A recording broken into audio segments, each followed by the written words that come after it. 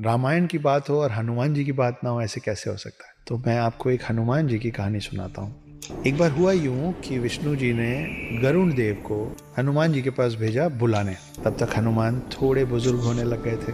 गरुण वैकुंठ धाम से विष्णु जी के आदेश पे उड़ के गए और वो पहुंचे हनुमान जी के पास पृथ्वी में। उन्होंने बोला कि विष्णु जी आपको याद कर रहे हैं, चलिए। हनुमान बैठ के राम जप कर रहे थे।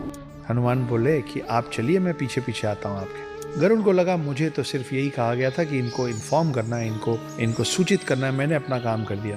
फिर भी गरुड़ को लगा कि अब ये बूढ़े हो रहे हैं, इनको मैं ले चलूंगा तो इनके लिए रास्ता आसान हो जाएगा। गरुड़ को इस बात का बहुत गुमान हो गया था, बहुत अहंकार हो गया था कि गरुड़ से तेज और कोई नहीं उड़ सकता। तो गरुड़ ने बोला कि आप थोड़े बुजुर्ग हो रहे हैं, आइए आपको मैं अपने साथ ले चलता हूँ, मुझ पे बैठ जाइए।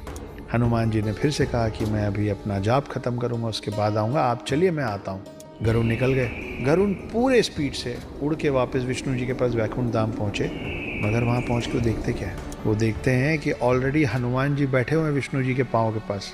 ये पूछते हो कि प्रभु मुझे कैसे याद किया। गरुड़ को समझ में नहीं आया कि मैं इतने वेग से उड़ के आया हूँ, मुझसे पहले हनुमान जी पहुंचे तो पहुंचे कैसे।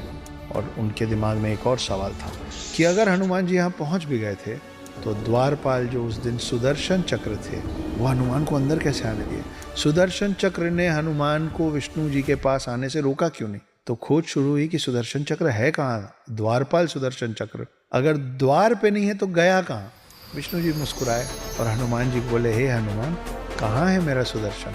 हनुमान जी ने मुंह खोला और मुंह के अंदर से सुदर्शन चक्र निकला। सुदर्शन चक्र को इस बात का अभिमान हो गया था कि उससे ताकतवर कोई अस्त्र शस्त्र नहीं है, और गरुड़ देव को इस बात का अभिमान हो गया था कि उनसे तेज कोई उड़ नहीं सकता। हनुमान जी ने एक ही सफ़र में इन दोनों की सारी गलतफहमी दूर कर दी थी। वो अस्त्रों में सर्वश्रेष्ठ सुदर्शन चक्र को निगल गए थे और गरुड़ से पहले विष्णु जी के पास पहुंच गए थे। ये हैं हमारे हनुमान।